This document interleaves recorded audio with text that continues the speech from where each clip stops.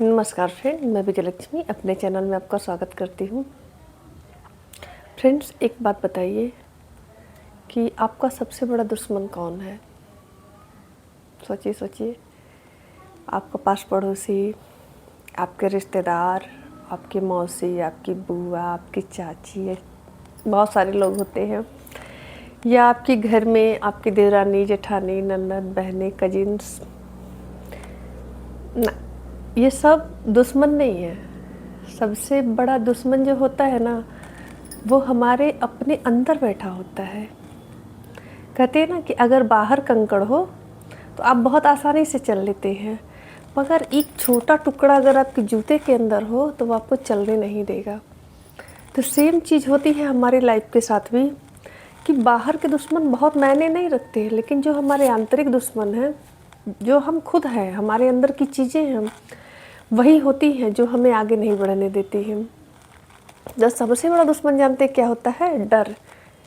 डर कि ये काम हम करने जा रहे हैं, नहीं हुआ तो कैसे करेंगे, कहाँ से करेंगे, क्या करें, सफलता नहीं मिली तो जब हम खुद डरेंगे, हमारे अंदर डर रहेगा, तो फिर अगर किसी को पता चल गया कि आप डर रहे हैं तो आपको ज़रूर डरा देंगे।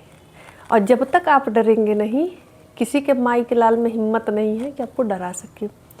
तो डर भी, जब आप डरपोक होते हैं ना, उन्हीं को लोग डराते हैं। जो निडर होते हैं उनके मुंह नहीं लगता है कोई।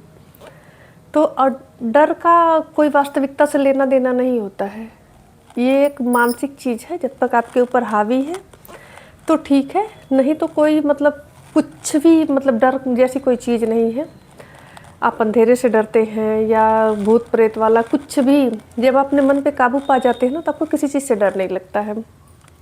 तो बाहर की चीज़ों से डरने के बजाय अपने आंतरिक चीज़ों से डरना बंद करिए कि हम ये करेंगे तो ऐसे हो जाएगा, वो करेंगे तो ऐसे हो जाएगा। डर में ही आप पहला कदम ज़रूर उठाइए, पीछे नहीं हटिए। अगर डर भी रहे हैं ना, तो एक बार डर को आजमाने के लिए ही पहला कदम ज़रूर उठाइए, ये आपके लिए अच्छा होगा।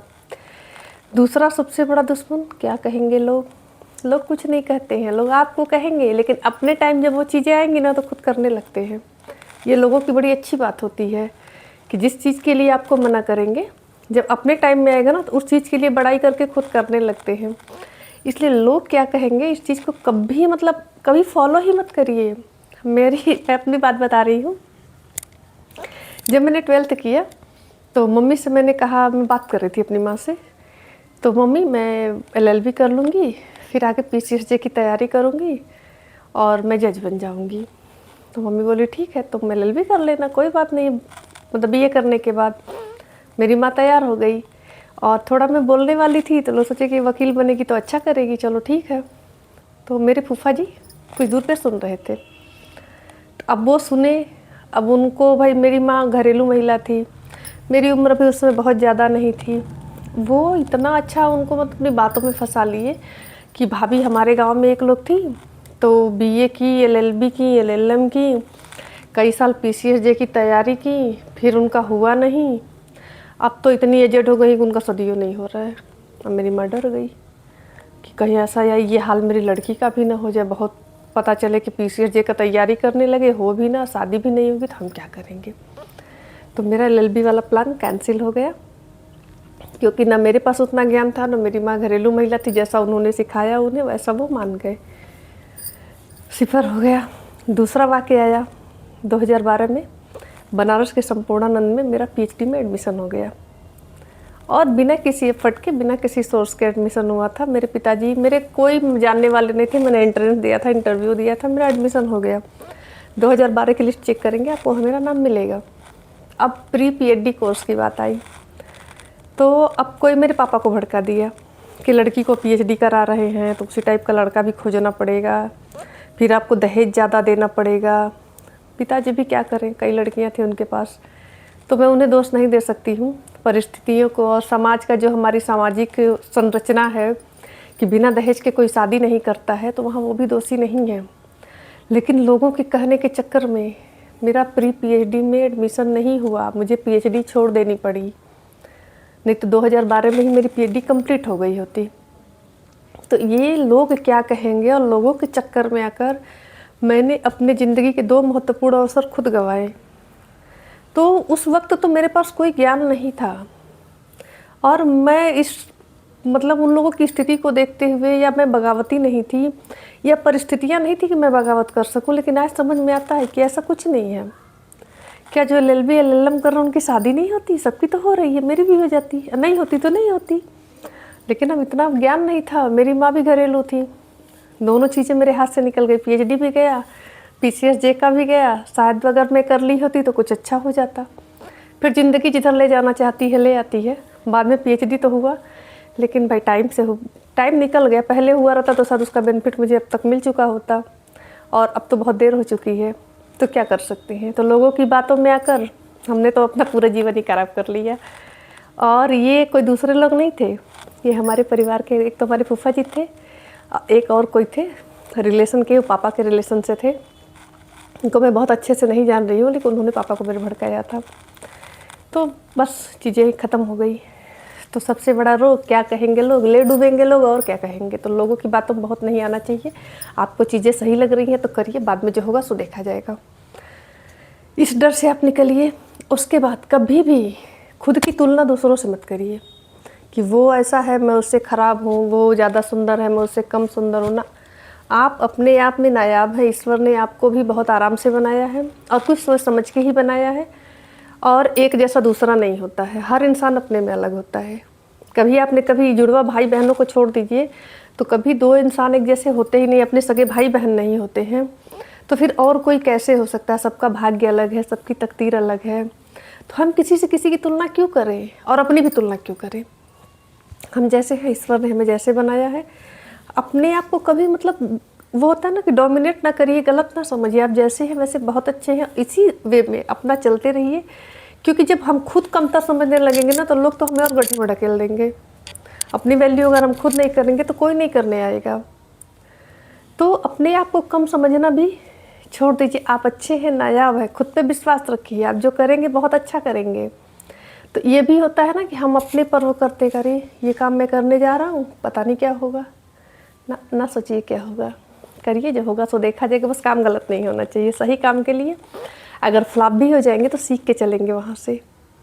अगर उसमें नहीं सफलता मिली तो भी इतनी सीख मिलेगी कि अगली बार आप जीरो से शुरू नहीं करेंगे, आप एक उम्मीद और एक अनुभव से शुरू करेंगे, तो नुकसान आपका नहीं होगा।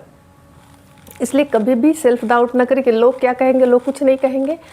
और अगर आप कतरे असफल हुए तो अगली शुरुआत जीरो से नहीं, अनुभव से होगी। तो कभी भी इस विचार से ना रहिए। मेरी बातें अगर सही लग रही हो तो वीडियो को और देखिएगा। जो मैंने अनुभव किया, मैं थोड़ी सी थी ना कि पता नहीं क्यों लोग मुझसे अपनी बातें शेयर करते थे, मैं सुनती थी इसलिए, या जो भी था। बहुत सारे लोग ऐसे हैं जिन्होंने अपनी बहुत सी ऐसी प्रॉब्लम शेयर की मुझसे, जो किसी से नहीं कहते थे। तो मुझे जहाँ तक जो समझ में आता था मैं उनकी मदद भी करती थी, उनको सलाह भी देती थी। तो ऐसे मैं बहुत लोगों के किस्से जानती हूँ, और बहुत लोगों की ज़िंदगियों को मैंने बहुत करीब से देखा है। तो मुझे थोड़ा दुनियादारी का ज़्यादा अनुभव है, और वही सब जोड़ बटोर के मैं आप लोग को बताती हूँ कि किसी के लाइफ के दुश्मन कौन होते हैं। कोई नहीं होता है, हम खुद होते हैं। और सबसे आखिरी बात मैं आपको बताने जा रही हूँ कि एक होता है ना कि आप किसी के उतने ही रहिए जितना वो आपका है। हम क्या होता है ना कि एकदम बिछे रहते हैं, कोई नारा मतलब एकदम पलक पहौड़ा बिछा रहेगा, उनके हर बात पे रिएक्ट करेंगे, वो नाराज़ ना हो जाएं, ऐसे रहे वैसे रहे। और पता चलता है इतने ज़्यादा हम उपलब्ध हो जाते हैं कि सामने वाले को लगता है इनको जब बुलाओ तभी आ जाएंगी। मतलब वो नोटिस करना छोड़ देगा, वैल्यू देना छोड़ देगा। आप खुद में एक समय बाद लगेगा कि यार हम कर क्या रहे हैं अपने साथ। हम जितना इस इंसान की परवाह करते हैं ये दूसरों की कर लेगा, लेकिन मेरी नहीं करेगा। और ये कोई भी हो सकता है, आपके भाई बहन, माता पिता भी होते हैं। मैंने पहले वीडियो में बताया है, इसके लिए कोई विशेष प्राणी नहीं है। तो खुद जैसे होता ना उतना ही करिए जितना ज़रूरी हो। क्योंकि आवश्यकता से कहते ना, अति का भला न बरसना, अति की भली न धूप। तो कोई भी चीज़ अति की नहीं होनी चाहिए, जितनी ज़रूरत है उतना दीजिए तो सही रहेगा। दवा भी है तो अगर डोज के हिसाब से देंगे तभी मरीज को फ़ायदा करेगा। अगर ओवर डोज हो जाता है तो नुकसानदायक होता है। यही चीज़ रिश्तों में भी बड़ी काम की है कि केयर, प्यार, इमोशनल अटैचमेंट उतना ही दीजिए जितना सामने वाले को ज़रूरत है, तब तो उसके लिए वो दवा का काम करेगा। अगर आप ओवर प्रोटेक्टिव हुए और चीज़ हुए तो वो आपको आफत के तौर पे लेने लगते, फिर आपकी वैल्यू 0 कर देंगे। इससे क्या होगा, आपको खुद ही कष्ट होगा, सारा करने के बाद भी आपको 0 मिलेगा, कोई आपको पूछेगा भी नहीं, वैल्यू एकदम 0 जैसी हो जाएगी। तो फिर यही लोग कहते हैं कि अरे यार हम इतना सबके लिए करते हैं लेकिन कोई हमको पूछता नहीं है। आप करती हैं सही बात है, लेकिन ज़्यादा कर देती हैं। तो डिमांड के हिसाब से सप्लाई रखेंगी तो आपकी केयर भी होगी, आपकी इज्जत भी होगी, आपकी अपनी ऊर्जा भी बची रहेगी, आपका मानसिक स्वास्थ्य भी बचा रहेगा, सब कुछ बचा रहेगा और आप हैप्पीली इस समाज में, अपने घर में, अपने हिसाब से अपना जीवन जी सकती हैं। तो दुश्मन हमारा कोई नहीं है, दुश्मन हम खुद के। हम जब दूसरे को अवसर देंगे तो वो हमारा फ़ायदा उठाएंगे। अगर हम अवसर नहीं देते हैं, बाउंड्री क्लियर रखेंगे, चीज़ों को साफ रखेंगे, किसी में हिम्मत नहीं है कि आपका फ़ायदा उठाए, ये आपसे अपना मनचाहा काम करवा ले। तो ये चीज़ें हमें मतलब एक क्लियर करनी होती है ना, कि हम आपके लिए कहाँ तक अवेलेबल हो पाएंगे और कहाँ बसना, ये सोचना है। अगर मैं सही कह रही हूँ तो मेरे वीडियो को लाइक ज़रूर करिएगा, कमेंट भी करिएगा, बताइए कि मैं कहाँ गलत हूँ, सब्सक्राइब भी कर लीजिएगा। फिर मिलते हैं अगले वीडियो में, तब तक के लिए नमस्कार।